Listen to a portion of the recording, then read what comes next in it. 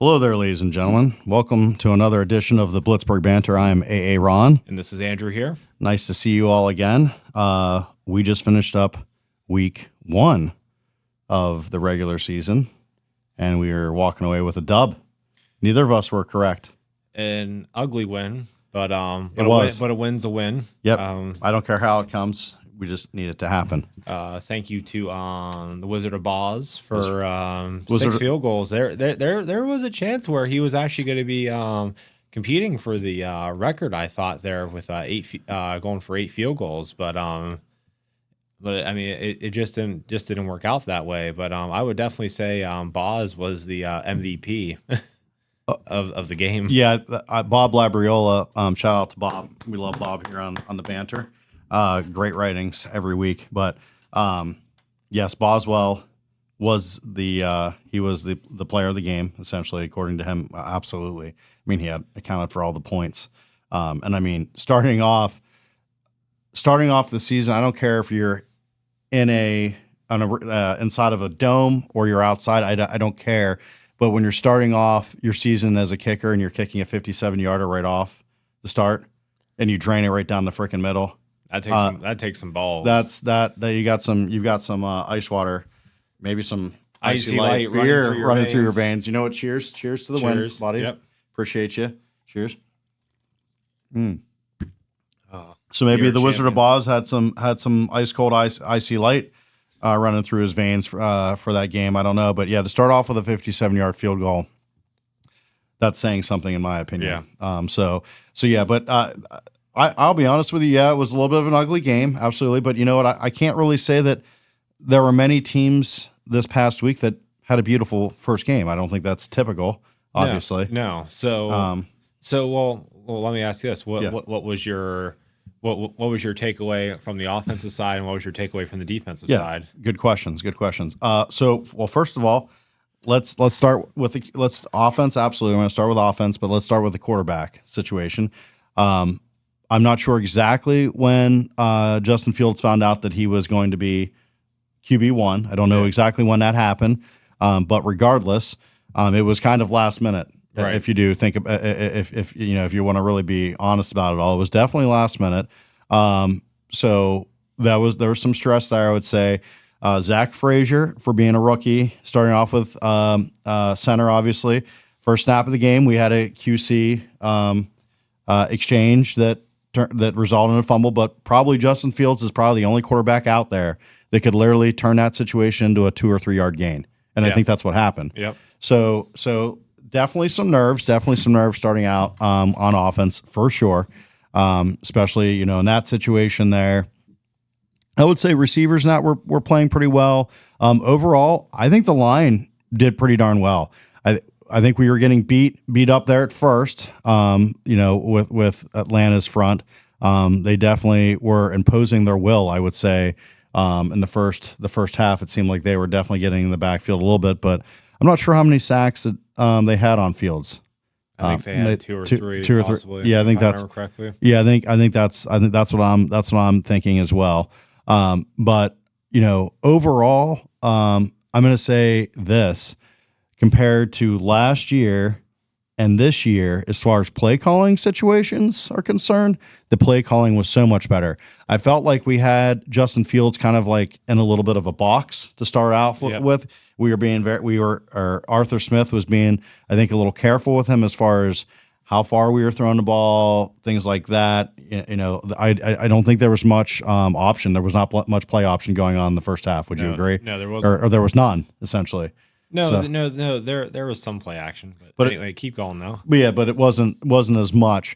So I think he was kind of like, it was some restriction at first, and then by second half, then we started to open up the playbook. I think a little bit more. We started throwing the ball deeper. We started opening things up. So offensive line overall, I'm going to say I think they did pretty decently well for the first game. I'm going to be honest. So I think they did pretty decently well. Our running game was decent. I mean, Najee Harris was just angry and running, in my opinion. Yep. Jaylen Warren, I feel like he didn't get as many touches. Is that due to potential, the situation with the hamstring? Possibly. I would honestly like to see most definitely. Yeah, and I'd like to see Cordell Patterson back there a little bit more as well. I mean, obviously if Najee's got the hot hand, you keep going to him, I guess. But we've got 3 starting running backs, in my opinion. So, rotate around a little bit. I think it's not a bad idea. Receiver wise, I thought the receivers are fine. George Pickens is a wide receiver 1. Yep. I think that's proven at this point. I think we can put that argument to bed. That whole play that is very, with the push, him with pass interference. If he'd have just used one hand, maybe it wouldn't have been much, but he used the 2 hands. So maybe that's why they called it. But in my opinion, I mean, obviously we're Steeler fans, so we're going to say, boo that man. But he didn't really change the cornerback's trajectory. It was not offensive pass interference. No. And he didn't even know where the ball was anyways. Right. He lost track. His head wasn't turned around. Correct. And the way and how George touched him, he touched him on the shoulder pads. He wouldn't even have felt that. Yeah. So really, there was no way that he could have that the Falcons could have done anything to change that pass or do anything with that pass. There's no way they could have been intercepted, never in a million years. So yeah, that was definitely a bullshit call. I'm going to be honest, in my opinion, yes, we didn't score any touchdowns. We never made it into the end zone. Realize that. But we had things that happened that were major, like changes, like that killed that drive. Yep. That right there, that killed that drive. If we would have completed that, which we did complete that, and then we would have had a whole fresh set of downs, obviously from, I mean, Jesus, where were we? Like the 20? We were around the 20. Yeah. We were in striking. You're right there essentially. I think if that would have stood, that, that was not pass interference and that, I really do believe, I mean, this is a long shot. I think we would have scored that set right there. I think we would have been in the end zone because the momentum was so high at that point in time. And that pass was unbelievable. So absolutely, I think that we would have scored there. I thought the tight ends were decent. Pat Fryermuth had some good catches and whatnot. I'd still like to see him get a little open in space kind of thing. Justin Fields did great with rushing. I think he had like 50-some yards or 40-some yards rushing. And the biggest point is we didn't turn the ball over. Right. We didn't turn it over. So we were always falling forward for the most part when being tackled, and just everybody protected the ball. All the ball carriers protected the ball, and Justin Fields protected the ball. So I'm pretty happy with the offense as a whole. You know what I mean? For the first game, there's plenty of improvement that needs to be made, absolutely, but it's game 1. All right. Your thoughts? I'll go to defense. I mean, we didn't use the middle of the field, which was kind of taken away from us because everyone's kind of pointing that out that, we didn't use the middle of the field well. Again, if you look at who their safeties were, their ball hawk safeties, and that was on purpose, especially according to the players and that too. Like Fryermuth and all that said after the game that, like that was part of the plan. Like they knew like they were not going to be using the middle of the field just because of, errant pass. It's probably going to be picked off. Initial woes on the first couple series, but I'll tell you this. I mean, we were physical. We were 100% physical. Yeah. Which again, we have not been the past couple years. We kind of dictated what was going to happen. Mm-hmm. And again, we didn't score any touchdowns, but don't take that like necessarily as a negative. Like take that as like a baseball player, like take that as like as a baseball team who keeps getting singles, but they keep leaving batters on base. Well, sooner or later they're going to start scoring runs. Right. With it. And that's kind of how I take that, because the way that I looked at the game is that whenever we'd hit a big play, the next play or two, we'd get a stupid flag, and that set us back in a second 19. And, it would just be kind of tough for us to kind of go from there. Mm-hmm. But the biggest telltale sign was the end of the first half when we actually decided to throw the ball down the field. Yeah. And kick that field goal. And like, again, that's something we haven't done with Canada in the past couple of years. Again, that was refreshing to see us actually take advantage of a situation where there's really no harm, no foul. Right. With whatever happens with it. But again, it worked out in our favor. And again, Fields is great at throwing a deep ball, as we all saw. The other thing I'll touch on is how nice is it to actually have a quarterback that can actually run? Yeah, scramble. Especially Especially if there's issues. And or whatever. Yeah. And again, he still has a little bit. He still has an issue processing, but again, some like with him though, his ability to run, he was picking up 5-6 yards every time at the minimum every time he would do it. And the other thing too is that I like the idea like on a 3rd and 1, like actually like spreading it out, going empty, and basically just having him pick a lane and go. Yeah, because it's basically 1-on-1. I don't think. Yeah, I don't think people understand how big Justin Fields actually is. Right. Yeah. I heard someone say, maybe it was Tomlin that made this comment, or someone they compared Justin Fields to the King, the great Derrick Henry. Right. So I mean, Jesus Christ, like right. that's insane. Right. So I agree. So I like honestly like I'm floored with the game plan. I'm expecting more points this next game. Yeah. Because again, we did nice things. We included our tight ends. We ran the ball effectively. We weren't running just right up the A gap. We were running through the B and C gap. We used play action on first down just to try to switch things up and also make it easier on fields too.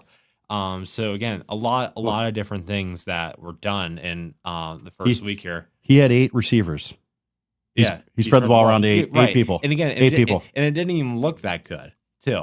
Right. But we were efficient. We were efficient at least picking up first rounds. And the second biggest thing was that we possessed the ball. Right. We possessed the ball. Our defense actually got to rest for probably the first time in 2 years in a game. Yep. Where and why is that? What were we on third down? 3rd and 1, 3rd and 2. We were 8 out of 17.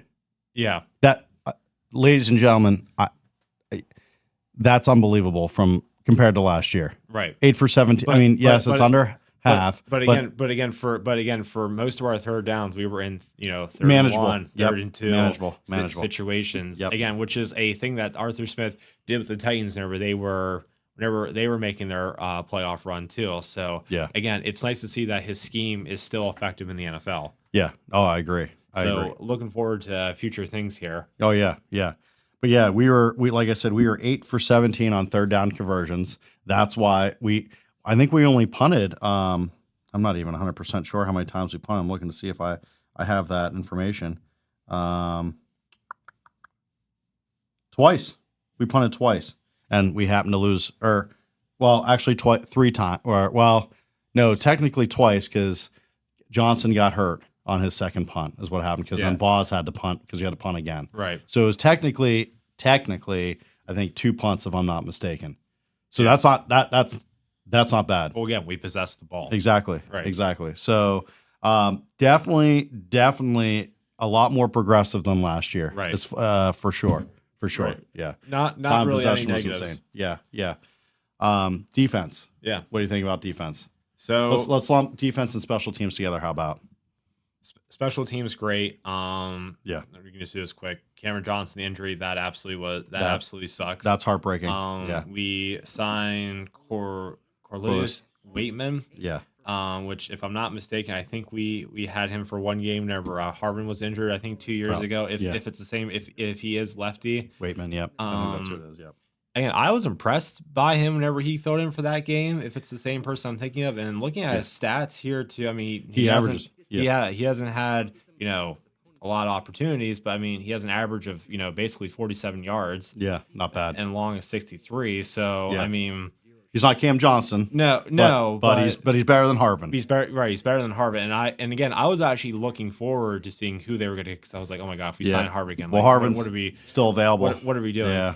And then also other, a little breaking news. Us signing Trey Edmonds back for safety. Back to say, I think that's just more for depth. I don't really see him coming insurance policy. Yeah, having a big role unless one of the safeties get injured. I want to make a comment about that real quick. Just the things I've been seeing us doing this week, last week, the past couple of weeks. I think we're making some more interesting moves with padding different positions than I've ever seen before. Yeah. Seriously. Right. I mean, we're getting people that have played ball with us or that are decent or that are good pieces different places in case a starter or one of our stars goes down. I've been noticing that with Con. very interesting stuff that in recent history, I don't remember seeing these kinds of moves being made. We're being proactive instead of reactive. We're grabbing people just because it's a long season. Anything can happen, God forbid. We don't want anything bad happening to any of the stars. I mean, obviously, nobody wants that on their teams, but, the chances are high that anything can happen. So, yes, Edmonds is no Minka or whatever, but he still can play ball. You know what I mean? He can still play ball. He's better than getting somebody off the damn couch that's been sitting or whatever. So, yeah, I'm quite honestly, that's something I was thinking about today. And that has intrigued me quite a bit, that we've been very proactive, something that I don't feel like I've seen the past couple of years.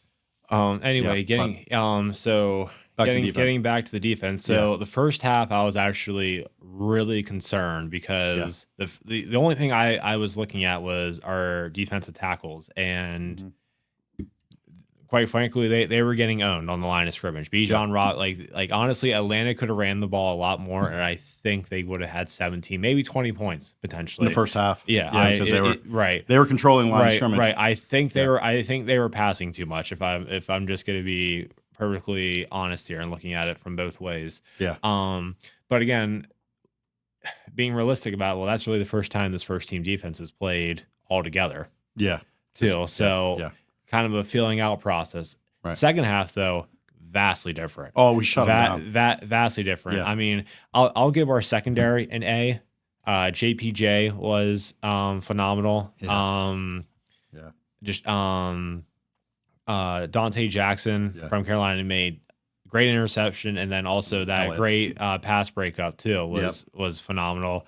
Deshaun Elliott interception, but again, safeties never got really caught out of hand, really. I mean, there were maybe 2 or 3 lucky plays that happened that just it happened to go Atlanta's way, but I don't really feel we had any coverage bust during that game. And Minka was coming up and making smacks on. I mean, so we allowed him to roam, and then I mean, we don't really need to say much about TJ Watt. He absolutely game record, and again, I think he proved he is the defensive MVP. He's DPOY already. Yeah, it doesn't matter. It's not even a conversation. Right. Yeah. But really, the other two people I'll talk about was Peyton Wilson. I think had a phenomenal start. Again, fast, played hungry. I'm going to give him a B, and then I'm going to say again, Nick Herbig. The fact that he can actually come in and give Watt a rest, and really, I don't feel like we lost a whole lot with him. I mean, he's not TJ Watt, but again, he was fast. I mean, and again, he was in on Cousins a decent amount of time. You've got to account for him, right? You've got to account for him. And they also purposely tried to run the ball to his side whenever he came in, and he didn't give up anything. He played very solid, fundamental defensive end. So again, this defense, if everyone can stay healthy, again, I'm going to say it again, top 3. It's going to be a top 3 defense. Yeah. So my takes on the defense, I'm going to agree with you. Obviously, we'll make this quick. Yes, TJ Watt is Defensive Player of the Year already, ladies and gentlemen. There's no argument. Micah Parsons, Myles Garrett's bullshit. They shouldn't even be in the fucking conversation. So that's all I have to say. Obviously, I'm a Steelers fan, but anyone who has a brain and can see what's going on, this guy is the best that there is. It's unbelievable. He could have played with the steel curtain. So absolutely could have played with a steel curtain, in my opinion, TJ Watt. Yes, the secondary played, in my opinion, they played lights out. So they are shut down. We have a potential being a shutdown secondary. I feel like I definitely think that potential is there. The defensive line definitely got tougher in the second half. We were shutting them down as far as running. I mean, we just literally took over essentially in the second half, in my opinion. They weren't running the ball towards TJ's side. When they decided to run the ball towards TJ's side, they got shut down because it's TJ Watt. You know what I mean? But I agree with you with Nick Herbig coming in. Yes, there's a little bit of a fall off, obviously, but quite honestly, I think he's going to be incredible as well. I really do. Yeah. And Peyton Wilson, another one. Just he's always around the ball, and the speed is incredible. So yeah, defense I thought played pretty darn well. Special teams, I mean, Boswell for freaking president. That's all I gotta say. Boswell for president. Holy shit, Boswell for president. And then Cam Johnson, I mean, I think it's the first time in my life that I was actually really upset to see a punter go down because I think that guy's a legit baller. I mean, he literally crushes the goddamn football, crushes it. And he's a beast. He has no problem fucking putting somebody down. So that I was actually legit upset about. That sucks. Hoping Waitman can do some good stuff. But then Boswell coming in and literally punting a 43-yard punt. Was huge. And freaking Scotty Miller holding it, taking him down immediately. But then also Scotty Miller holding the ball too. And then holding the ball. Yep, for that final beautiful kick. hold. And yeah, I mean, so special teams, incredible. I think they played incredible for a first week. So yeah, that's my thoughts on that. All right, so wrapping this up here, we're gonna do a quick preview here. Denver 425 this week. Really, it's going to be kind of a similar situation, kind of, more of a rhythm kind of passing game with, but really the big difference is we have a rookie quarterback, Bo Nix. That we're playing. Yeah. Let's talk about Denver. Yeah. And Sean Payton is the coach, obviously. Right. Yep. So looking at the odds right now, BetMGM has us as a 3-point favorite, which, I like that, but I honestly think that will probably be a touchdown favorite. We hopefully should be with what I'm thinking how the offense should progress here. Yeah. With it, they have an okay defense, but really like on offense, really their two biggest heads are really Cortland Sutton and Javonte Williams. Yeah. Which, again, is a very similar thing to what we just played against here in Atlanta. So, again, I'm liking how our defense is going to match up. Yeah, it's going to match up again. Yeah, Porter will be on Cortland. Yep. So, yeah, for my prediction, I'm going to go Steelers 24, Denver 13. Okay. I'm going to talk about Denver real quick. Obviously, as of right now, Justin Fields is the starter because Wilson is still questionable. Due to the tightness and that, would I like to see Wilson get the chance to play? I kind of would, because it's a great opportunity for a revenge game, right? So absolutely. I mean, I think if Wilson is healthy, that'd be interesting to see Wilson get to play. You know what I mean?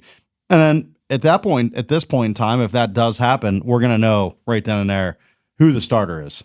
Is it Wilson? Is it Fields? Do you know what I mean? Because Fields just played this past week. So, give Russell Wilson a chance if he's good to go, obviously. Sean Payton is a very established head coach. Definitely knows what he's doing. You know what I mean? They've got some good coaches surrounding him out there. Cortland Sutton, wide receiver out there, is definitely going to be someone we need to keep an eye on, obviously. And also, that's someone we're also targeting possibly for a trade, just throwing that out there, too. Who's that? Cortland Sutton. Sutton. Oh, I didn't know that. Yeah, I didn't realize. Yeah, there's been talks. How's there? Okay. And they've got Javonte Williams as their and Jaleel McLaughlin as the running backs. I think those guys can ball. And then on defense, like you said, I think you said similar to the Falcons with toughness. Would you say? Right. Yeah. So I think I had picked the Steelers as a W out there as well. Like I said, that's whether Russell starts or Field starts. Would I like to see Russell? Absolutely. I'd like to see him have an opportunity for a revenge game against the Broncos. You said what, 25 or 24-13? Yes, 24-13. Let me think here. You know what? I think I'm going to go with 21. I'm going to go a little bit lower than you. I'm going to go with 21. I'm going to go 21-14 Steelers. Okay. I'm going to go a little bit lower. I'm going to go with a little bit more of a defensive situation. However, I'm going to say this. They played Seahawks this past week. They lost. They had their own one. We're 1-0. Bo Nix has not gone up against a TJ Watt yet. No. So yeah. So I think there's going to be some havoc. I'm not 100% sure how good their offensive line is, but I think he's going to have a reckoning on Sunday. I think there's going to be a reckoning because not only do you have TJ Watt, who's the best in the universe at what he does, you've got Highsmith on the other side, who is no slouch as well. Herbig coming in, Patrick Queen. Wilson, I think they're going to have some trouble. Yeah. So I'm going to keep it somewhat defensive. Like I said, that's what I'm going to go with. What I say, 21-14. Yeah, 21-14. I think is what I'm going to go with, and we'll see what happens. All right, we'll see what happens. So, and one other thing before we go off, big news. Yes. We probably should have said this at the beginning, but this weekend, the games at 425, Blitzburgh Banter, us guys, the whole fam, pretty much everyone that we know, or we're trying to get everyone that we know to come out to the VFW in Enola. Yes, the American Legion. Yep. American Legion in Enola. It is the Harrisburg Steelers fan club. Billy and Joe Fagan, I believe that's correct with their last names. They're the guys that run the Harrisburg Steelers chapter, and they invited us to come to watch the game with them and the entire fan club there. And we're going to do a live podcast there. So anyone who wants to be involved, we would love to see you there. And we're going to be there for the entire thing from what I gather. Yep. So please come out, support us, join the Harrisburg Steelers fan club. It's $15. Yeah, I think it's $15 for the whole season. They've got a food menu. We'll post that actually in this episode. We got a picture of their menu. The menu looks awesome. I think they have like 6 or 7 beers on tap. Yep. And it's like $6 or $7 for a pitcher of beer, ladies and gentlemen. I mean, it's just great time. They've got 5 TVs. I took some pictures. I went over and visited just this past weekend for the for the Atlanta game. They probably had about 40 or 50 people there. The room is big enough for about 100 people. So let's pack this place. Yep. How about come on out, pack the Legion.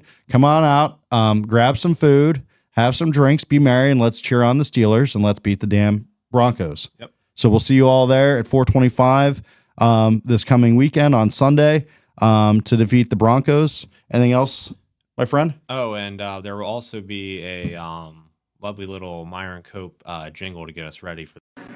Maestro, if you please. Get those Broncos, they're just yonkos. There's John Elway, traverse him like a railway. Tramp a railway, Ikey's the parkway. Hit that rich kid with a manhole lid. He faced the Steelers in his debut. We can still see that in his pants. At Three Rivers, they made him chop livers.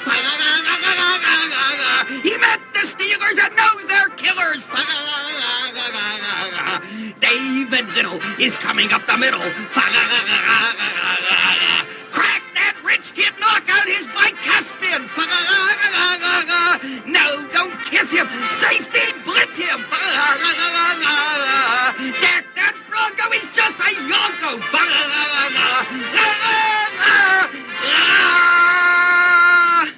For this game? Oh, well, good. Well, then we'll have that. Yes. We'll have that out there then as well. Yes. All compliments of Fathead over here. Thank you, That's Mr. Right. Myron Cope. You are a living legend. Right here, Myron Cope, my boy. That's right. So thanks for tuning in, everyone. Thanks for supporting us. We absolutely appreciate it. Looking forward to seeing you this weekend. Come on up and say hello. Join.